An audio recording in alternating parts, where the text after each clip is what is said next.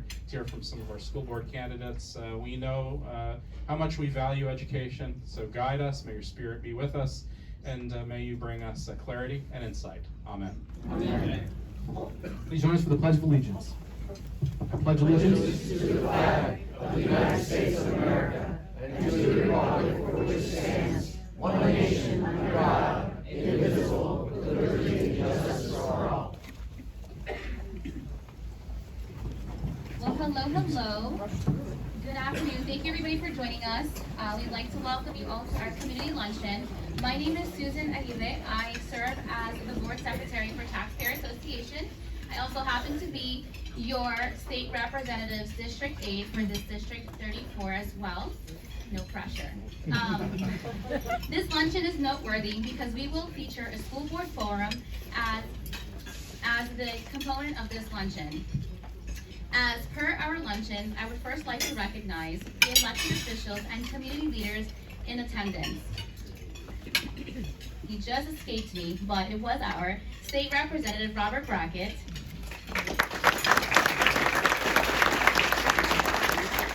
our constitutional officers, Carol Jean Jordan,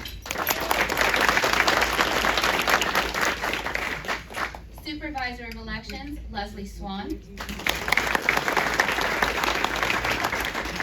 Indian River County Sheriff, Eric Flowers, and Ryan Butler, City Clerk. Candidates for constitutionals, we have Brenda Bradley. We also have Chief Keith Touchberry of Fellsmere. Board of County Commissioners, Vice Chair Joe Flesher and Laura Moss. Candidates for Board of County Commission, Tim Borden, Stephen Hume, Tracy Zudans. For School Board and Superintendent, Dr. Peggy Jones, Jackie Rosario, Kevin McDonald. Candidates for School Board, Rob McCallum and David Dyer. Vero City Council and officials, John Catuno, Tracy Zudans. For Fellsmere contingent, we have Joel Tyson, Mayor. Mark, he's not here right now. And also Keith Touchberry. Okay, for our special district, we have Paul Westcott. And we also have Hospital District candidate Jad Shalhoub. Okay, our non-elected community leaders, we'd like to also mention that we'd like to take that time and to recognize a former dignitary who had such an outsized role in the education of young people in our region. We are joined by Casey Lunsford, former campus president and provost of Indian River State College.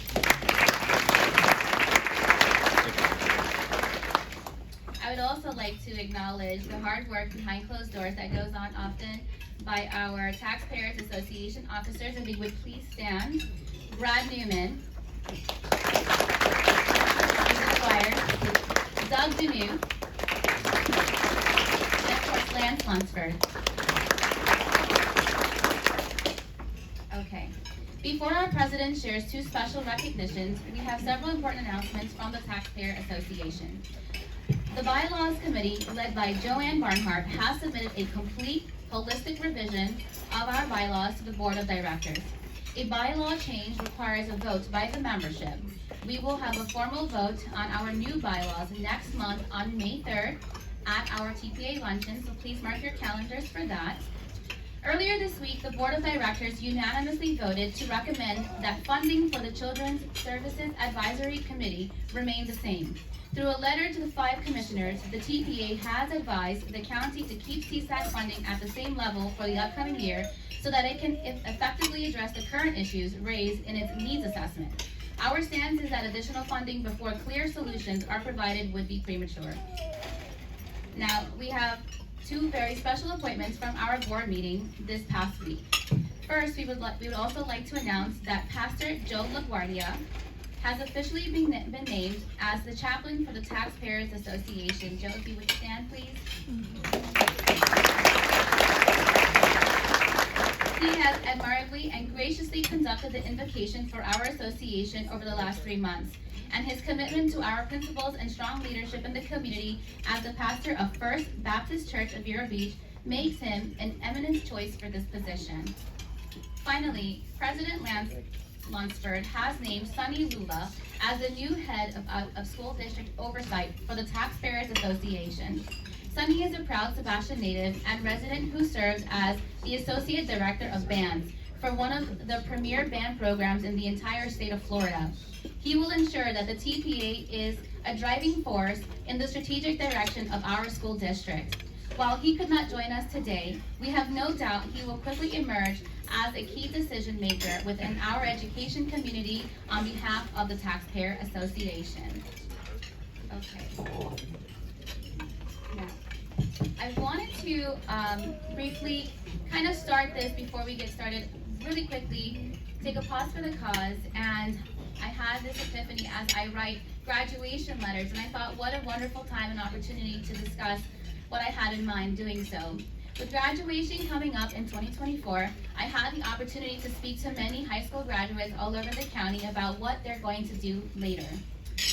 And I'm sure many of them have been asked, what are you going to do? But today I ask everybody in this room to revise that phrase and maybe reframe the thought very differently, because what you're going to do is very different from who are you going to be. What I want us to consider is, what does it mean to be a human being, not a human doing? When you were in school, did you want to become a doctor, a realtor, a teacher, social worker, policeman, or woman? Did you want to be a stay-at-home mother or a school board administrator? At one point, I felt that being in my 20s was a difficult time because you kind of think you know what you got going on and you know it all, and mom and dad don't know anything. But I was mistaken. At one point in my life, even with a career in mind, I kind of felt lost in that path, and I think we've all been there before. Life happens to us, and sometimes it leaves us unsure of who we will be, and often finding ourselves needing to rebuild that thought. As a community, as a county, a city, a state, and even as our nation, the resolution is this: to heal ourselves and to do better means what? To rebuild ourselves. So before we consider rebuilding a community, rebuilding our states, our nation, in order to do that, we must think about 3 things: attitude, gratitude, and kindness. The treatment of others are the 3 things that now I look at when I stand here before you, and what makes us all uniquely beautiful. If I were to be asked who my best friend was, and describing her, I wouldn't tell you she's a doctor. I would tell you she is a kind, intelligent, adventurous girl who loves her family deeply. The more I started equating other people's identities toward their intentional characteristics, the more I can build a healthier relationship for myself, for my family, and my community, because that change happens within ourselves. When we leave this place today, we all have the opportunity to quit dividing who we are and thinking about who we're going to be, instead of all of the things that we have placed a label on today. Today, I ask you to consider what makes us all ordinary people every day doing extraordinary things. We are just ordinary people conducting extraordinary business. The business in our community means everything. We might be going on to do education or school board administrative work, but we are a compassionate community member. So before we are a title, we are something deeper than that. Regardless of what you will do or what will happen today, you will always have an opportunity to approach the life and become the person you've always dreamed of, even today. So as these children graduate from all walks of life, I ask that you now embrace the gratitude, genuine kindness, and your own uniqueness, so that we can be pillars and guiding lights for the children who are yet to be graduates of 2024 and beyond. It is with my pleasure that I now turn over the mic and leave you with those kind thoughts. Beyond your occupation, I ask you again, not about human being things, but who you are going to be from here on out as a human. Look beyond your own labels and appreciate the work that is being done in this room. Respectfully, thank you very much.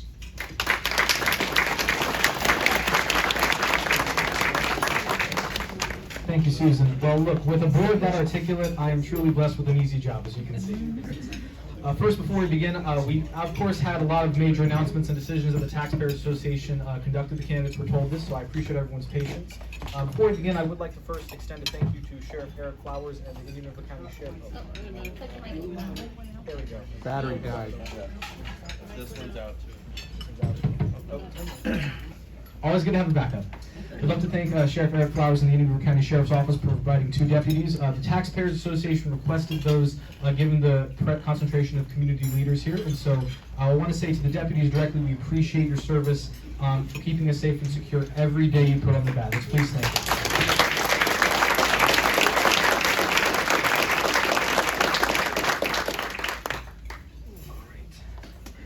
Second, we have many announcements, but the final one will be a heartfelt one. As many of you know, Jad Shaloub served as the 2nd Vice President for the Taxpayers Association. He, of course, has resigned in order to run for Hospital District, but I think it's totally appropriate to recognize him for the tremendous leadership and service he has had for this community and for this association. Jad, will you please stand up?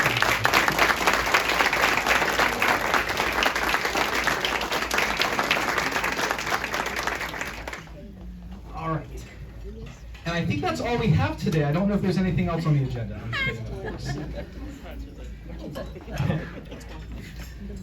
Let me begin by saying that we appreciate all of you for being here and taking out the time to be with us today. Our association's role is to be the firmament of this region, empowering our elected officials in a nonpartisan manner to be the best versions of themselves for all of us. As sovereign citizens, our job is to lead this community and to stand unapologetically for the values of dignity, civility, and honor. We will do so today, as we do every day. And with that, I'm delighted to kick off the 2024 School Board Forum. To my right are the candidates for District 3. To my left are the candidates for District 5. The whole county will vote, and they will each have 3 minutes to deliver opening statements.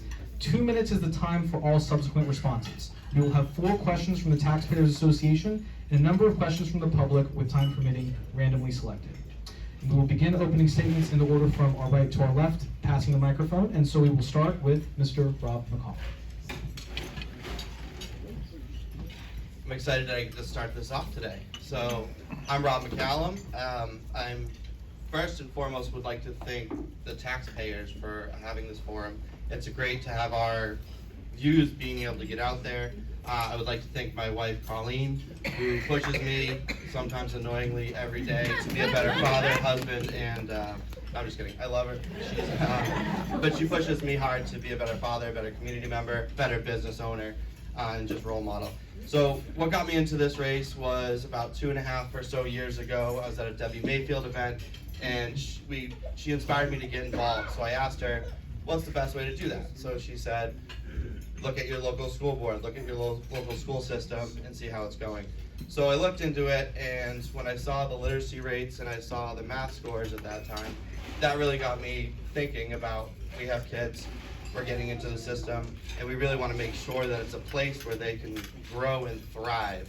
So looking at that, I'm running because I really want to make a difference in our school system, in our community.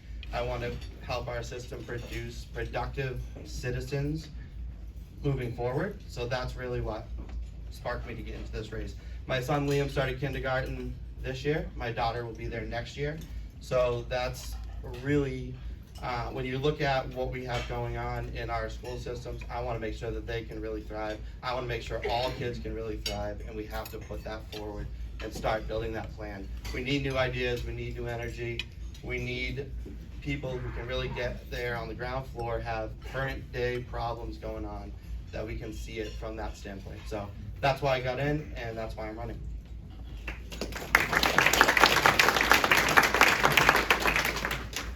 Good afternoon, everyone. So nice to see all the faces out there. And again, thank you to Mr. Lunsford and the taxpayers. I think I want to start with why I am running. Number one, I'm a public school advocate. I always have been and I always will be.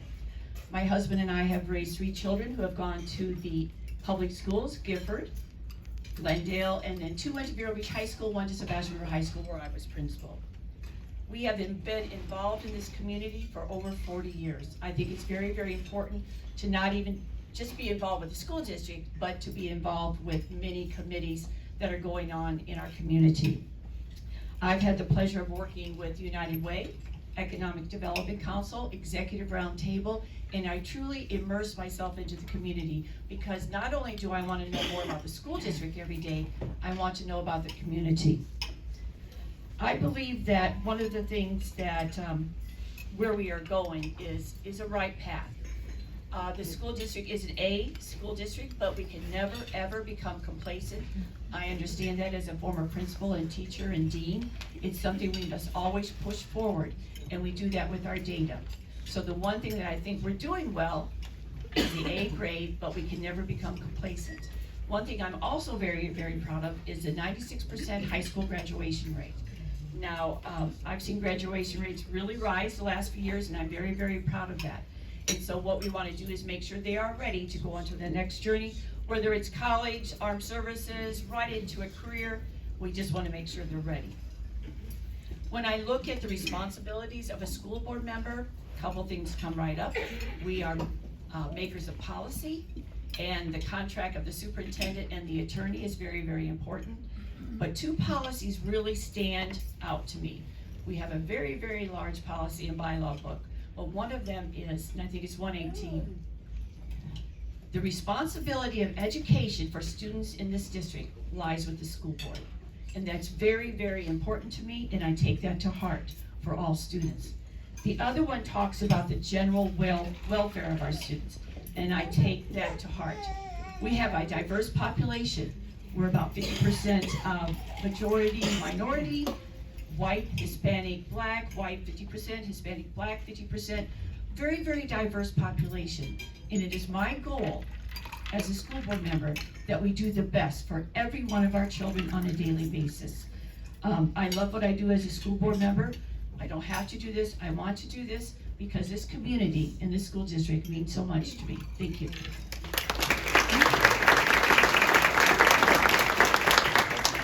Thank you. Thank you. I'm Kevin McDonald. I am the most recent school board member appointed by Governor DeSantis this last week, and I want to thank him for his confidence in me. I want to thank my wife and her support for this whole campaign and ongoingly. She is the joy of my day, so I'm glad to have her here with me today. And I want to thank all of you, particularly Lance and the association for bringing us together, and all of you who are interested in the schools and interested in what's happening in Vero Beach.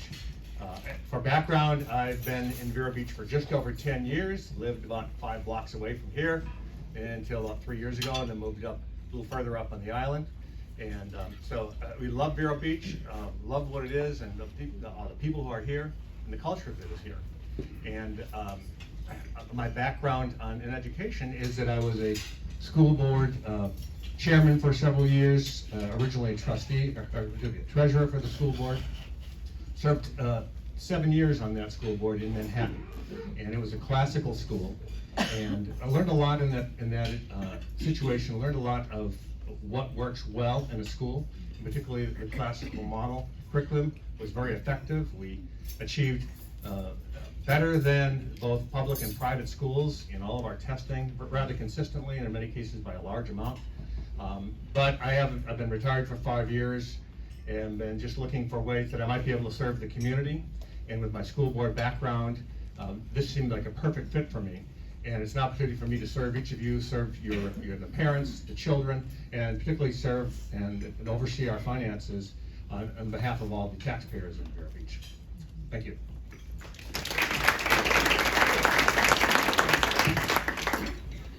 Hello, everyone. It's great to be here today. Thank you, taxpayers, and is this on? And Lance? Quite a few. Got it. There. You know, last Sunday was kind of a New Testament Sunday, but I must admit this week has been an Old Testament week. I kind of know what Daniel felt like walking into the lion's den. And I'm glad I'm here today. I also, as I thought about this week, Proverbs 23 and 19, Pastor, both came to me. Proverbs 19, may the words from my mouth and the meditations of my heart be acceptable in your sight, O Lord, my strength and redeemer. So with that, why am I running for school board? I'm running for the kids. You know, the easy thing for me to have done was to enjoy my nice retirement and just skip this race altogether. I've pledged not to accept any compensation, either benefits or salary. I have no financial motive. I have no political agenda. I have no political aspirations past this. I am here to serve the community. And, you know, maybe as we look at that, that's something all of us as candidates should address. I'm tired of extreme politics that just don't improve the results for our kids. Education is red, white, and blue, not red or blue. How can we accept our A-ranked school district that 40% of our kids can't read at grade level? This is unacceptable. We have to fix this. You know, I am for school choice, long before it became cool, published in 2017 in a Florida Council of 100 report. I am for private schools, charter schools, but I'm for building the best darn public school we can get right here in Indian River County. Absolutely. I am for funding following the kid. Again, before it was cool back in 2017, I talked to the legislature and the governor about this. I am for student and school safety. All the officers here know that we can't let our guard down at all. No exceptions. We have to have technology and harden our schools. I'm for supporting our teachers, for teacher training and teacher excellence. I'm for supporting our administrator and his leadership team. I am for accountability and fiscal responsibility. You know, I am the only candidate that has run multi-billion-dollar corporations and had thousands of employees. I am the only candidate that has the experience to go through the budgets. We're at time, I'm afraid. I'm sorry about that. Could you finish your point and then we can move on? Well, you've already finished my point for me. Well, we have time, I'm afraid. All right. The next questions will be 2 minutes each, and of course we want to keep the ball rolling. We appreciate the candidate's time, but we want to appreciate our audience's time as well. This question will be first answered by Dr. Jones, and then we'll go in the same order. Over the past few decades, our nation has greatly increased the time spent teaching math and reading. And in order to do so, we've cut back the time devoted towards art, health, fitness, science, social studies, entrepreneurship, and a lot of other things to try to get our literacy and mathematics rates up. According to the National Center for Education Statistics, this is remarkably consistent across states and school districts. Their analysis of the National Assessment for Education Progress demonstrates that we've only seen marginal improvements in math and reading scores in spite of the increased time devoted to those basic subjects. The question we have posed to the candidates is, how do you plan to address the quality crisis of literacy and mathematics proficiency that our nation and district currently faces despite an increase in the time spent teaching these subjects? Thank you very much. That's a loaded question, but a good one. I think I said this in my very, very first statement, is that we can never, ever become complacent. When we look at our scores from the last test, right now our third graders are reading at grade level about 65%. And we know that we want all of our third graders reading on grade level before fourth grade, so we have work to do. The one thing that I have liked in the 3 years that I've been on the board is that we are data driven. Our superintendent, our district staff, our support people, our coaches are all helping our teachers in the classroom to do better. We now have information right at our fingertips that can tell us what standards are doing well and where we need to improve. And when I was a principal, we didn't get that till the end of the year, and we had to look at it from there. So we're getting better on being data-driven. One of the best things we can do when we look at students being ready for kindergarten is we know that the parent is the most important teacher when that child is born, the most significant, important teacher. So we have to really, really look back on what we can do to get our students ready for kindergarten so that they are on grade level by the end of third grade. And that's very, very important how we do that. And one of the, like I said before, it's just data-driven. One thing that we're doing better on with this is the support in the classroom. Many times teachers would go into the classroom, they were there, no support. But now we have the support. We're putting the money into the classroom to help these teachers. We can never become complacent. We must always look at data, and we need to be in communication, not only with our parents, but everyone that is involved with that child. Everyone that is involved with that child. So look at our data and start when they're born. Thank you. Sorry.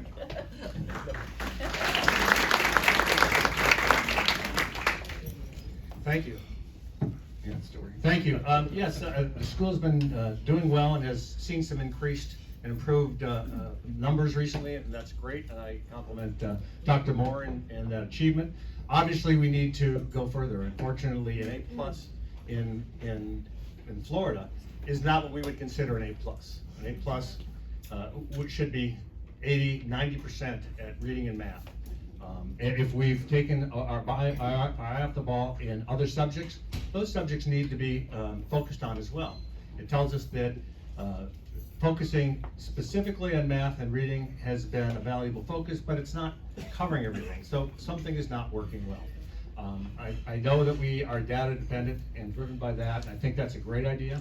We are in a situation where, because of vouchers, this is now a competitive situation. This is now a competitive situation. Is that one working better? We'll see. Technical difficulties, folks. Stop, pause the timer.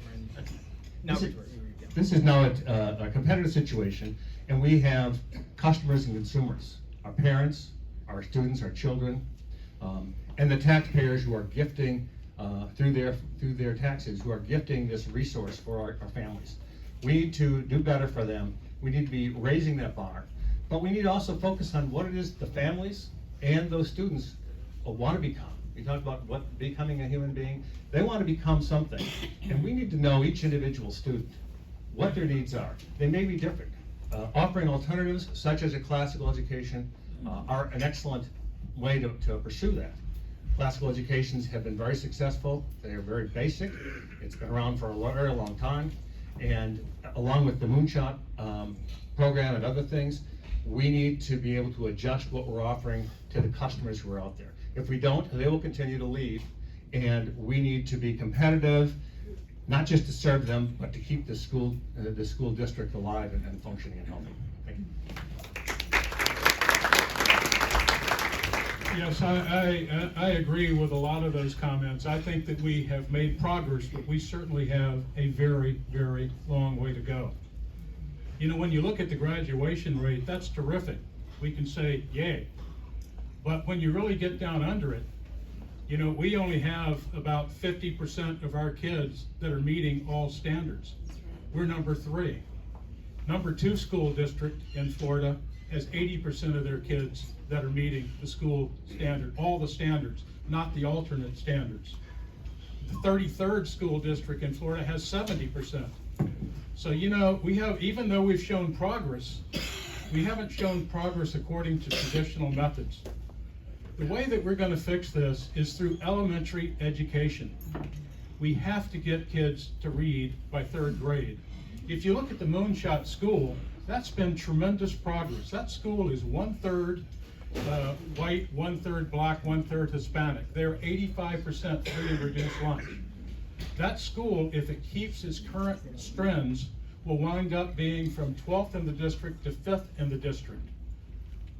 They will go, the only schools that will surpass them will be the charter schools and Beachland Elementary, which has a different demographic. So I believe that we have to keep the force with interventionists, with teacher coaching, with being excellent at the science of reading and the science of math. but we've got to catch it early. If not, we'll continue to lose generation after generation of kids. It's a very important issue and one that we must combat, but I think early education is the best way.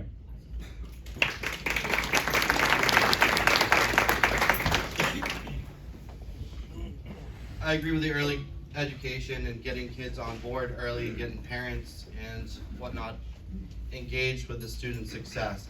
So I'm gonna offer a different angle as well. Is I think we have to look at how our teachers' work culture is. And we have to look at just even after third grade, how are we engaging with our teachers so they can feel like they're in a safe working environment where they can feel the ability to engage with a student and really get in touch with what helps them learn, what helps them maximize, what helps them get to those next levels. And I'd also like to, as Mr. Dyer just said, our standard's too low.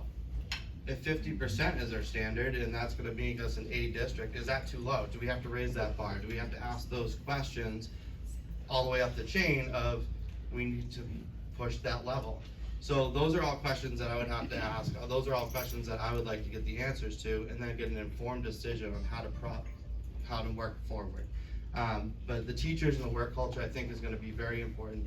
When I'm out there and I'm talking to teachers and they're telling me all these stories about how they, have so many distractions in the classroom and they can't really engage with their student. Yeah, we can funnel money into the classroom, but if we're not eliminating those distractions, are we just wasting our dollars? So that's what we really would want to look at. I would look at a top down. So I do agree, early intervention, we have to really make sure that even in the preschools and whatnot, that they're ready for kindergarten when they're getting there. They're already starting those processes. But then we also have to look at our environment all the way through, to graduation and see what we're doing at those levels so those teachers can really engage with the students and maximize the potential.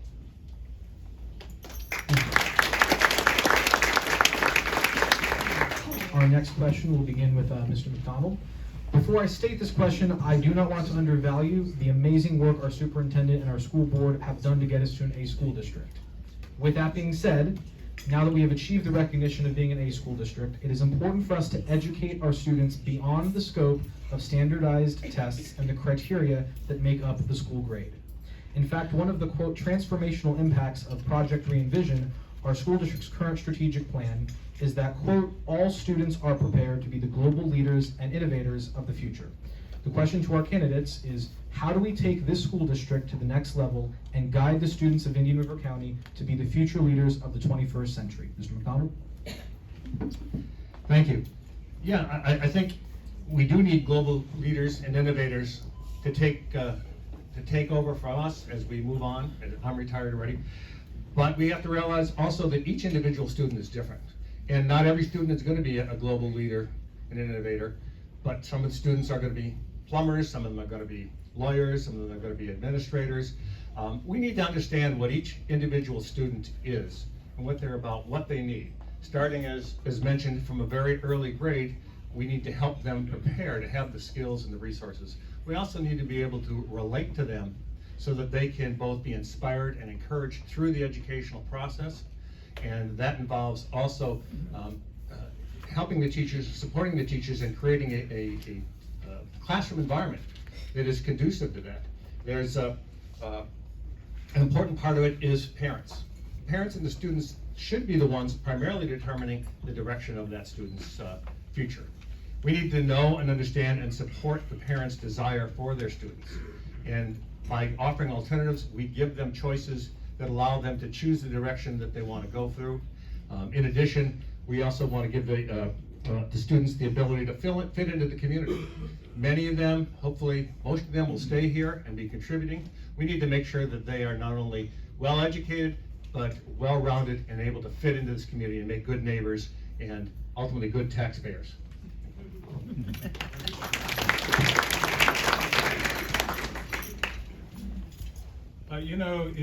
It's interesting being here at the Taxpayers Association. If you really want to look at something, since 2002, when we passed the class size amendment, Florida has spent $54 billion investing in schools.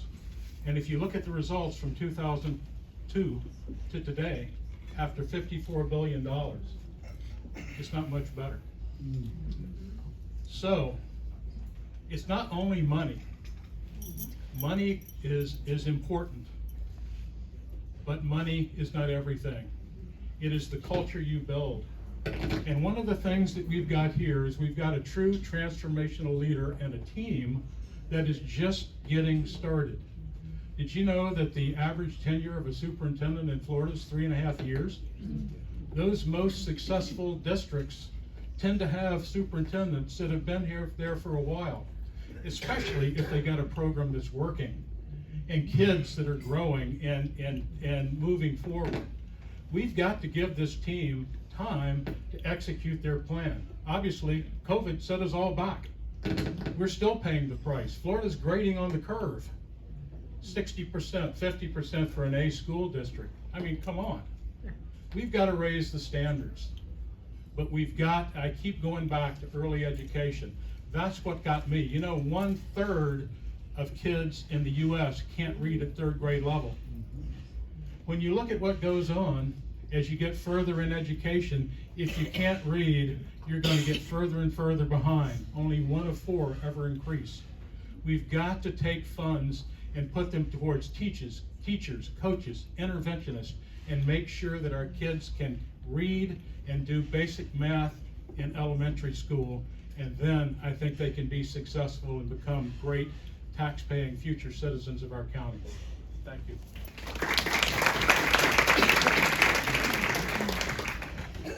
So for me, this comes down to some common business practices.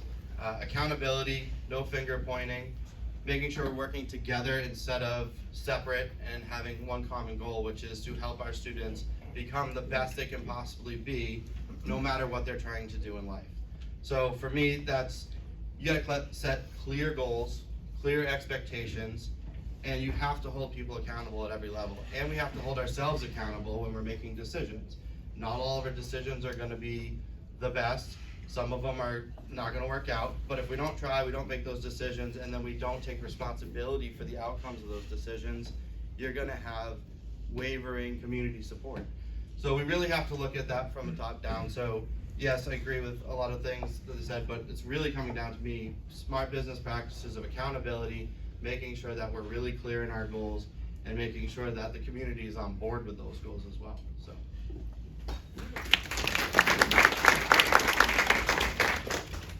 I look at this question a little bit differently. When I see the word leader, 2 definitions of leadership will come to me. The first one is hire the best people you can and get out of their way. And the second one is a difference between a manager and a leader. A manager will do things right. As a high school principal, you get the schedule going, you get the lockers going, everything's up. And a leader will do the right thing. Real difference there. And as I see students walk across the stage for many, many years now, some of them will be leaders, some will be workers, but we've just got to work with our students to see where they want to go. Not everyone needs to go to college. We have a great career and technical college. We can just guide them to where they want to do, as far as whether it's a 4-year university, armed services, or whatever. But we need to work with our counselors. Counselors need to work with our parents to see what path all of these students need to be on. Sometimes I think we kind of push them in an area, maybe that's not where they want to go. We just have to be better listeners, and we have to do our job as far as when they do graduate. When they do graduate, they're okay to go on to their next journey. Again, it's a lot of parental involvement, it's a lot of working with the schools, and just listening to what the students want. When Susan talked about this at the very beginning, she's a former Sebastian River High School graduate. You know, not only we want them to be good academically, but we want them to be good contributing citizens. I think that's one of the most important things we can do as we send them off into their next journey. Thank you. First of all, candidates, thank you so much for bearing with us with the slight technical difficulties we're having with microphones. I appreciate the flexibility. This next question will begin with Mr. Dyer and proceed in the same order. A significant discourse exists between 2 essential stakeholders in a child's learning: parents and educators. Parents are ultimately responsible for their children, and educators ultimately responsible for presenting instructional content that will prepare them for adulthood. Both are pivotal to a child's success. How would you resolve the growing conflicts between parents and educators so that we are united in our efforts to raise and educate our children? And we'll begin with Mr. Dyer and proceed in the same order. Thank you. As I said before, education is red, white, and blue, not red or blue. I think there needs to be civil discourse. I think as parents, I grew up with the PTA. My mom was always in it. You know, it's the three legs of the stool: the parents, the teachers, and the student. And all have to work together. And all need to come together to solve this crisis that we have. I believe in parental involvement. I think that is really key. And I love the parental choice bill. I think that students should be able to, and parents should be able to vote with their feet if they think that there's a better educational opportunity for kids. One size does not fit everyone. Some need classical schools, some need lots of extra help, some need special education. There is just lots of different efforts that we need to do in this community to make sure that we educate our kids. And I think that parents play a big part of it. You know, statistically, the more a parent is involved, the more successful a student will be in their education. Kids in poverty hear about 5 million less words before they're five than parents that are involved in their kids with reading. And the old lullabies, which pass down lots of different things to kids that moms have done for years. Parents play a huge role, and I think they always should, but I think there's a way that we all can come together and be much more effective in what we're doing.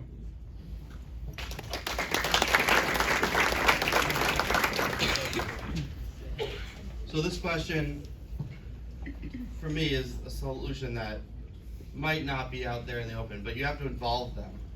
So I think one of the things that I come across when I talk to parents in the community, when I've talked to even teachers, the parent is the last person involved when something's going wrong at the school. They try to handle in-house first. They try to get it all wrapped up and done before they even have to involve the parents. And that's where I think we're having an issue. So we have to involve our parents in the decision early and often, whether it's a problem with their reading, writing, whether it's a problem with their math scores, whether it's a disciplinary issue. I'll just give you a quick story of a parent that I was talking to, and the daughter went to the I think principal or assistant principal and was showing him the thread of bullying text messages. The parent taught her how to take care of the bullying. The administrator wanted to then handle it in-house, putting the three of them together, the girls and the administrator, with no parent involvement. Then the girl said, no, I want my dad. Said, well, I'm not gonna involve the dad yet. And then they wanted to, then she went home. He told him about it. She told him how to take care of it, and it became a YouTube brawl. So these are things that happen very simply. If you had just involved the parents, they probably would have been able to solve it civilly, because they would have been able to talk to their kids, be able to guide them in the best solution that would not wind up in that brawl. And that's just because the administrator did not want to involve the parent. And I don't know if that was a policy or if that was just because they wanted to just move it along, but we have to involve our parents early and often in every decision. That's period, case in point. I mean, we just have to do that.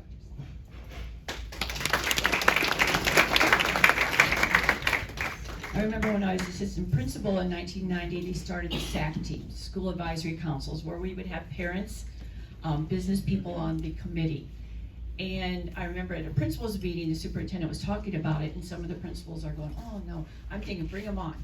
Let's have the help that we have.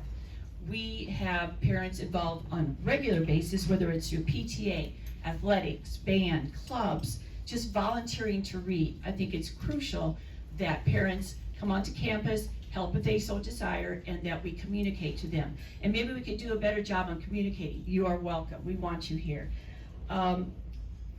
The bottom line on this is that all of us want the same thing. As a parent of 3 children in the school system years ago, and as someone who talks to parents all the time, we all want the same thing. We want success for our students. We want them to do well. We want them to take that next journey and from elementary to middle, middle to high school, and high school after that. We all absolutely want the same thing, and that is to make sure that we are raising good citizens who are successful in life. I think communication is a key on that. If a parent is upset about something, call the principal, get it done, get it taken care of right away, so that we can always be working on this together for our future generation. Thank you.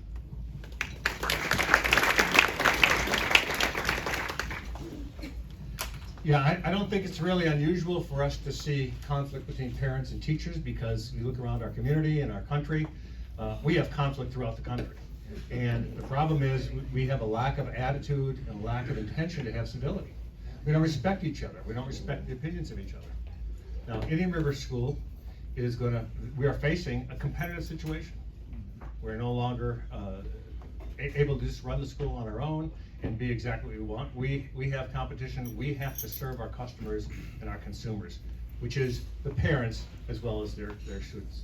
So we need to be focused more, and the leadership has to start from the board and the superintendent. But that has to be, and it also has to start from the community.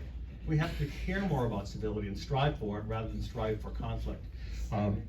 It really comes from a combination of communication and ultimately agreement on principles. If we can't communicate and agree upon principles, find points of commonality, whether it's the teachers and the parents or any of us in the community, then we are not going to have civility. It has to be something we desire. When we see uncivility, when we see people insulting people and people treating each other poorly, we should be repelled by that. And I think that attitude in our community should come to our school board, should be passed on and encouraged with our superintendent and all of our teachers, as well as our parents. We need to bring that communication, find agreement, and make the children the sole source and sole goal of what we're trying to do.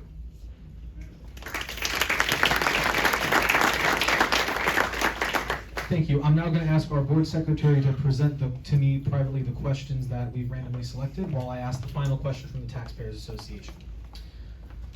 So, the Taxpayers Association of Indian River County aims to ensure a fiscally responsible government that fosters a stronger democratic republic.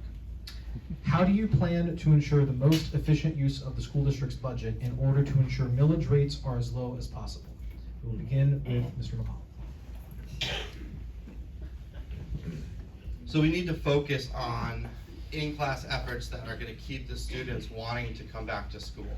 So I remember when I was in 8th grade, my world geography teacher, her name was Mrs. Gillard, she would the projectors where they had the pop-up things, they put it up on. Actually, I'm not dating myself. But she would teach us from experience her worldviews. I can now say that I know the majority of places on a map. If you ask me where it is, I can usually point it out. And it's because of that class and the engagement that I had in that class with that teacher and her passion for travel and just world things that I was able to really understand and look at the world differently. So I think we really need to focus on efforts in class, because the stat is 800 students have left our district over the last 5 years. That's $1.6 million out of a budget. So you want to talk about that, that's a big impact. Just from 23 to 24, 143 students, that's up $283,000 gone. If you're running a business, you're running a household, if $283,000 left your budget from one year to the next, where would you be? So we've got to focus on what's going to keep the kids there, what's going to want the parents to keep their kids in schools, and we've got to look at that data and really harp in on why they're leaving, how do we get them to stay, and how do we attract more? So putting things like the classical school, giving more choice to our students and how they learn and the things that they're interested in and getting involved with, putting those in the school systems, raising the revenue, and then obviously looking at the budget to make sure we have no wasted costs.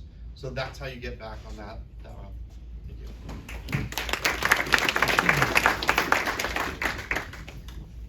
When this community pushed the 0.5 millage through about 4 years ago, they did it with a 76% vote. And I'm telling you, as an educator, as a community member, someone who's been here for 40 years, we are very, very appreciative. We have to put out in publication what we spend the money on. And the last millage we received was $12.5 million. and that money was spent on teachers, media specialists, technology. We put the money where we needed it to make sure that the students would be okay.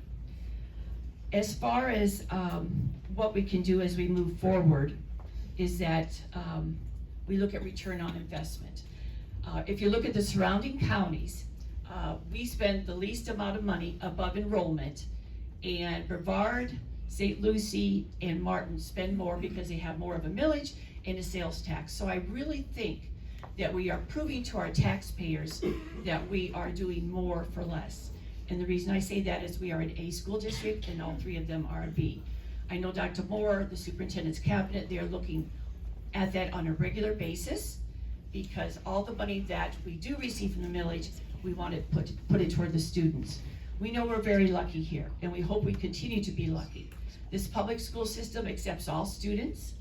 We teach all students and we want all students to be successful. We don't choose. They come to us and we know we're in a competitive world and we're going to try to be the best game in town. Thank you. Thank you.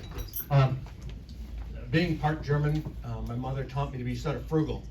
And frugal with my own money, even more frugal with the money of others.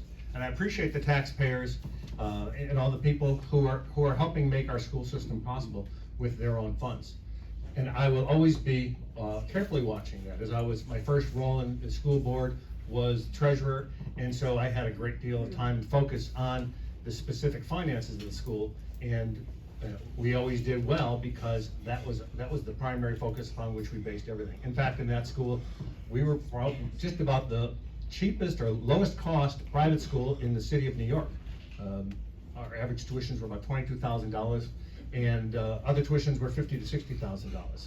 So we got a lot done with a little bit of money by doing the right things and doing them effectively. I spoke with our treasurer, our CFO, and he is very detail oriented. He goes down to each line item in the budget and watches it carefully. So I commit to you that I'll be sitting alongside with him and going through each line item, making sure that I understand, making sure that it's appropriate, and seeing if there's a way to improve it, but also making sure that we divert money to where it's needed most. Starting first with our teachers, who always need and deserve more than they're getting. And we appreciate their work, but we need to support them, and we need to use your tax dollars in a very effective way. Thank you. You know, millage is really interesting here. Totally, we have 5.91% millage. Of that, only 0.5% is for the voter to decide on. The state, because we have very high property values here in Indian River County, the state only funds 25% of our base budget. Counties like Okeechobee, they get 2/3 of their budget from the state. We have to pay 75%. So 3.2% millage is required for our district.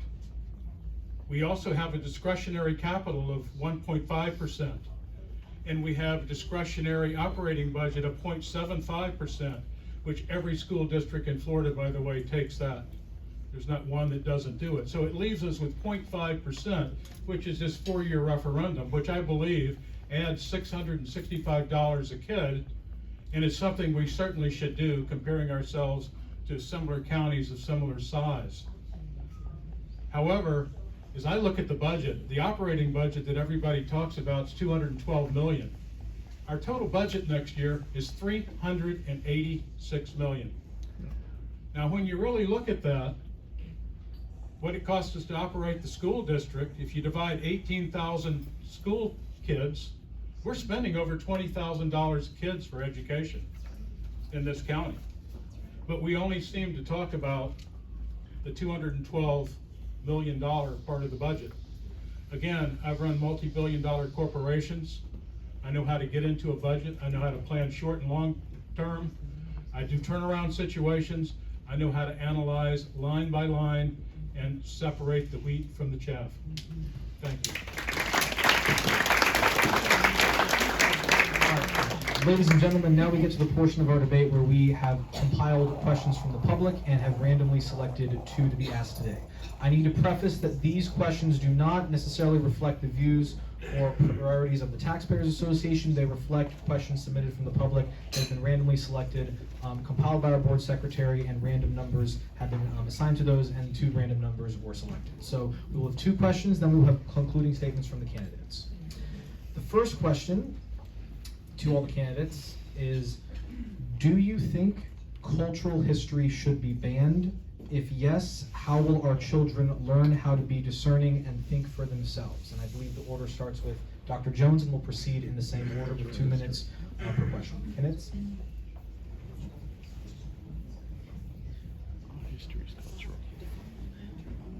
Do I think cultural history should be banned?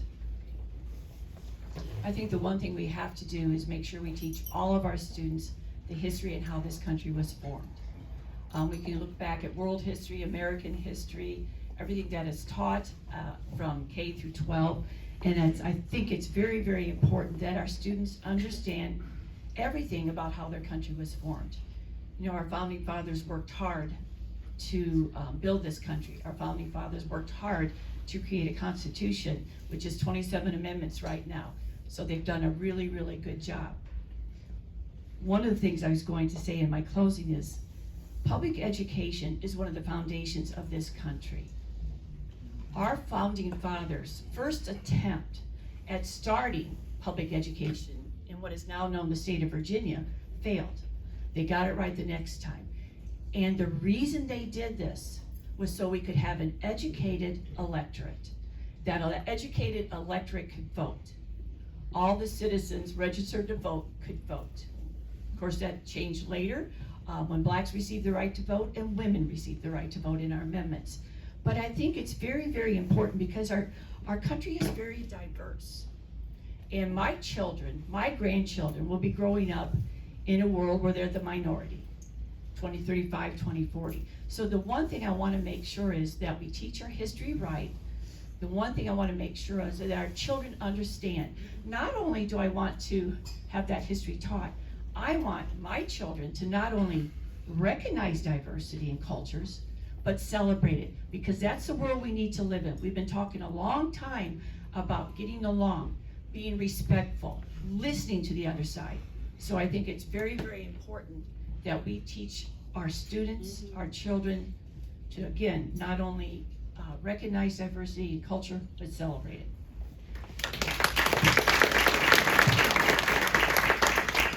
Well, when I see the word banned, it makes me think that we're really trying to create some conflict rather than come together. Because, for one thing, books are not banned, they should be curated. They should be selected specifically and carefully and intentionally to fulfill the strategy and goals of the board and of the school district. So, in terms of things like history, all history is good. The reason you want to know history is not just to cry about the past. It's to learn from the past and understand what went wrong, what was different, what can we bring to that to help guide our principles, guide the way that we work together, and strengthen us as a community. I was asked recently by somebody whether Marxism should be in the libraries and whether that should be something that's allowed. And I thought about it for a second. I realized, well, you know, I never read any of those communist and Marxist books. So when I encountered them in college, I had no understanding of them. I think it's a great idea, and it's important for history of all types, whether they're racial history, whether it's cultural, political history. By the time our students get out of high school, they should be exposed to those so they can understand the goods and the bads and the truths and the false parts of them. So I think if we follow the state's guidelines, and if we make sure that not only our books, but all of our resources are aligned with our strategic goals for each grade and for the entire school system, then we will be developing and graduating students who are rounded, capable not only of doing math and reading, which we need to have them do, but also capable of thinking, capable of becoming good students, good citizens, good students in college, and being understanding of the world around them.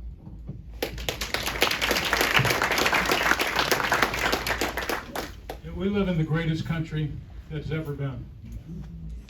And you know, I think that our country was founded on great principles. And you know, we've made mistakes in the past and we've had successes. And as a country and as citizens, we learn from both. So I would teach history the way it was.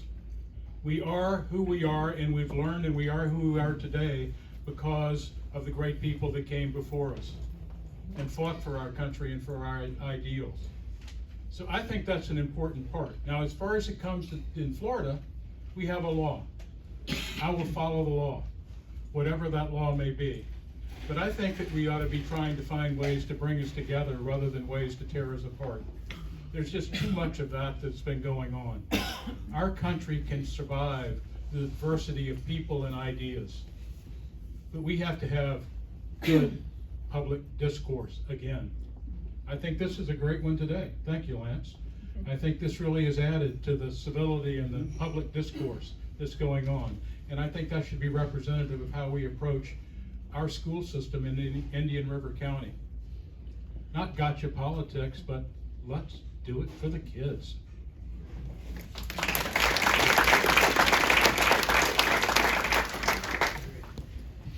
So to see the future, you have to look in the past so you don't learn to repeat the same mistakes. You have to correct behaviors, you have to correct things that have gone on. So history should be based on factual data, factual knowledge, and we should be teaching it as such. So I agree with, it gives a huge understanding for students when they're going forward in the world.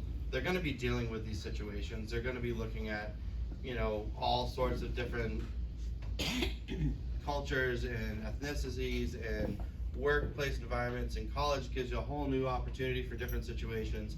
So you really have to send them prepared. And if we're not giving them factual information to prepare them, then they're just gonna be out there figuring it out on their own. And then we get to a society that we're in today.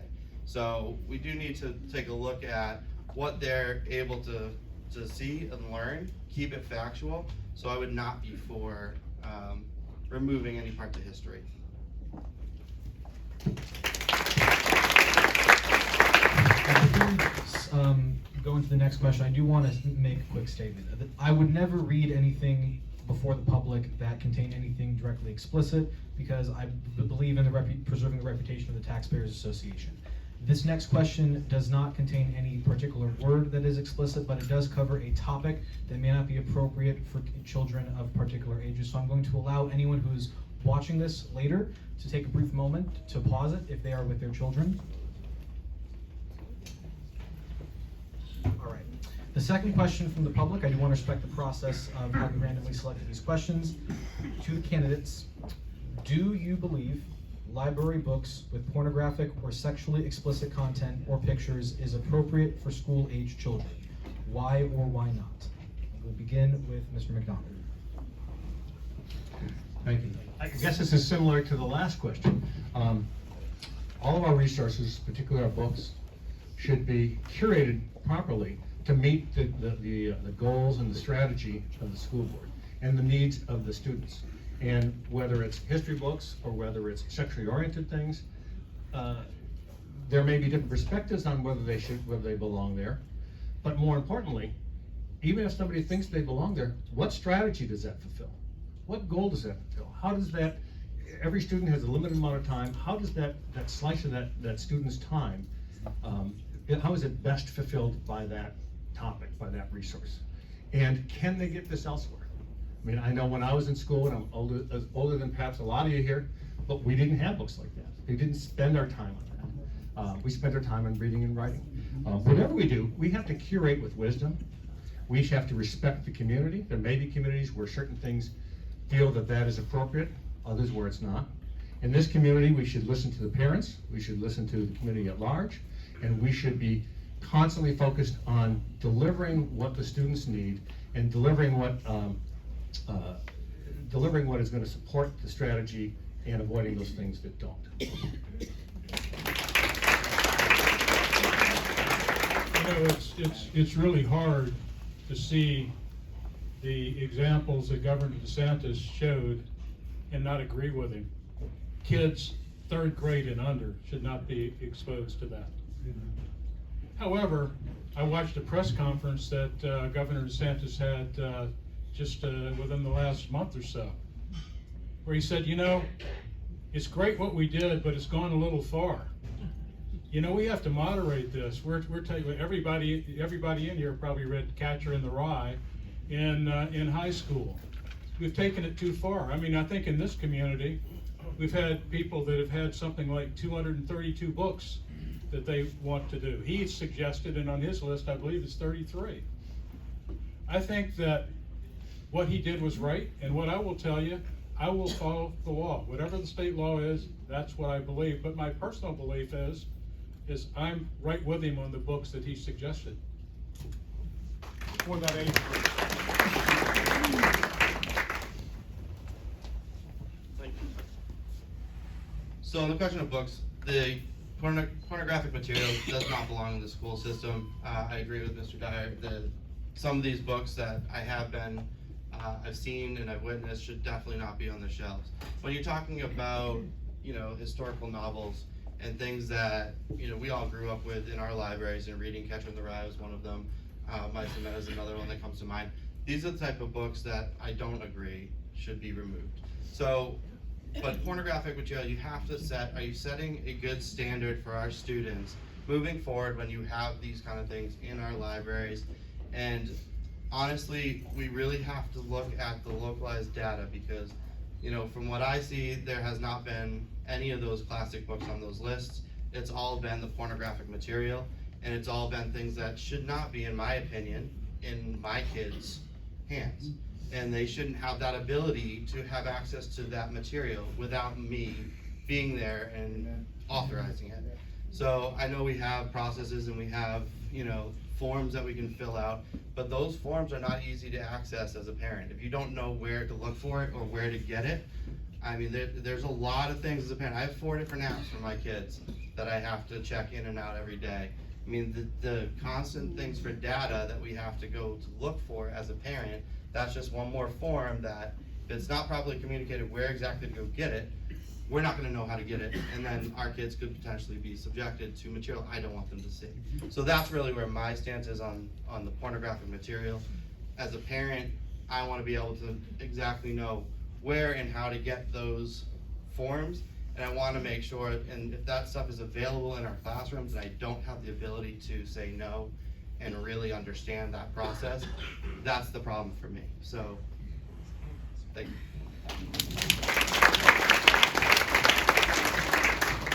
No, I don't want anything sexually implicit on the library shelves. We followed the law with a couple years ago when Mr. Myers' committee made some recommendation. We're following the state statute now with the district objection committee, and that is going to meet in a week or so. I encourage you to watch that. It's a very, very good process. One thing that I'm always going to look at with data, Mr. McCallum said something about the forms, but right now 98% of our parents say it's okay to check out the library books. Most of the current concerns were in the high school. Those books are off the shelves, but I have a bigger concern, and this data was shared with board members a couple of years ago, and we're still looking at it.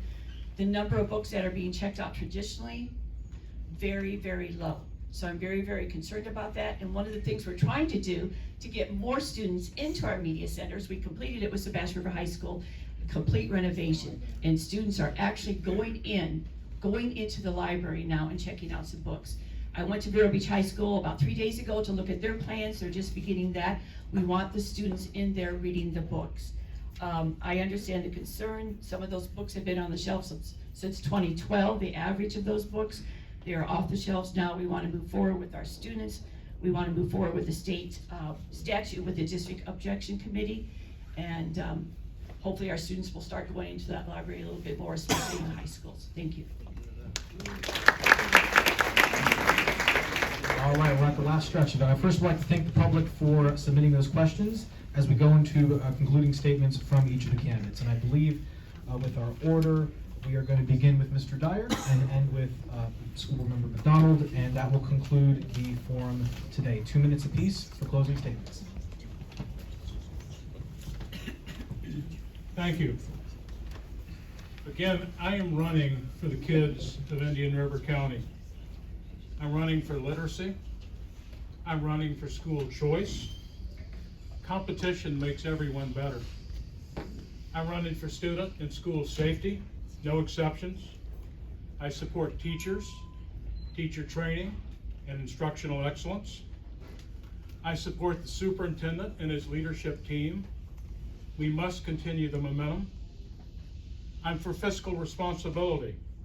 When elected again, I would be the only one that has run large corporations with billion-dollar budgets. How thoroughly has a 564-page Indian River County budget been looked at? I looked at it, it's pretty awesome. And just to dig into it, I have a lot of questions, especially with the $142 million that's not in that general operating budget that we just kind of take for granted.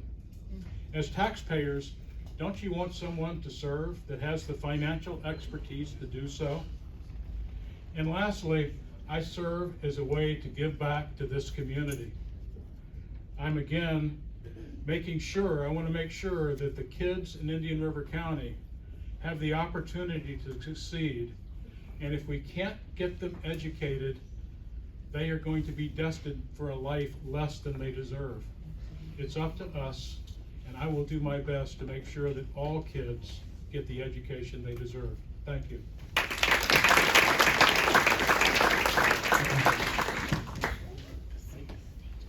So like Mr. Dyer, although I haven't had the pleasure of doing billion-dollar businesses, I do own 2 businesses that I started from scratch. I am also familiar with P&Ls and balance sheets and looking at budgets and seeing what direction to take us in pushing us forward. So on August 20th, I would love your vote.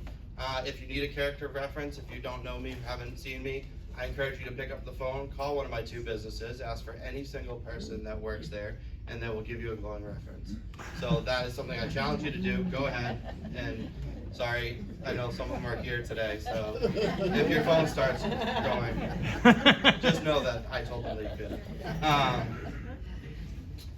So yeah, the way I operate, it's really, in my opinion, it's my generation's time to step up and start running for these positions, start shaping the future for our kids, our grandkids, the next several generations, because we really need to get involved. You know, we have a bunch of people that are running for city councils, county commissions.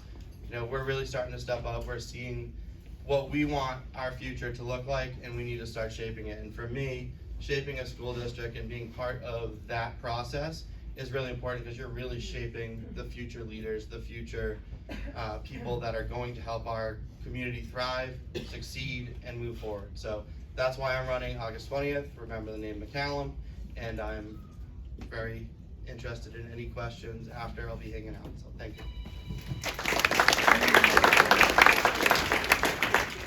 Were you calling me old? No. I've gone over a few things, but we've talked about public education as one of the foundations of our country, our return on investment with our millage, and we do more for less. And before I came here, since I'm speaking to taxpayers, I looked at my tax bill. It's right out there, $3,400.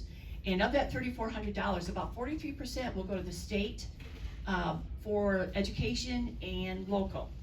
And that's quite a bit, that's a big chunk. So I thought, okay, I'm gonna divide that by 180 days where our students are in school. It's about $8 a day. And then by 365 days, just in general, it's about $4 a day. And I think that the best thing my generation can do for the next generation is to make sure our students have a great public education. We need to take care of them. So I've talked about our founding fathers, a return on investment, and my taxes. That's just half of it. These are 17,000 students. These are 17,000 faces. And I think we always have to take a look at it as these are our children. We want them to be well balanced. We want them to have great academics, and we want them to be well balanced. I've had the pleasure the last 2 nights to attend Vero Beach High School Academic Excellence Program, and then last night Sebastian River High School for Academic Excellence. They are absolutely fabulous programs. Each of these events will recognize a teacher that helped them in K through 12. A lot of them went back to kindergarten teachers, some had the high school teacher, but it just tells me The first thing they say is, man, you were a great teacher, I learned a lot of math. But then what did they count on? They counted on what that relationship was, why they did so well, why this person meant so much. We're not just about business, we're about people. So I just, I want to just end with a quote that was at Sebastian River High School last night. Education is simply the soul of society as it passes from one generation to another. So I just say, let's always do right by our children and our grandchildren. Thank you very much. Thank you. So I'm here asking for your vote and your support based on my board experience, my personal experience. I'm a common sense, principled person, and so I try and focus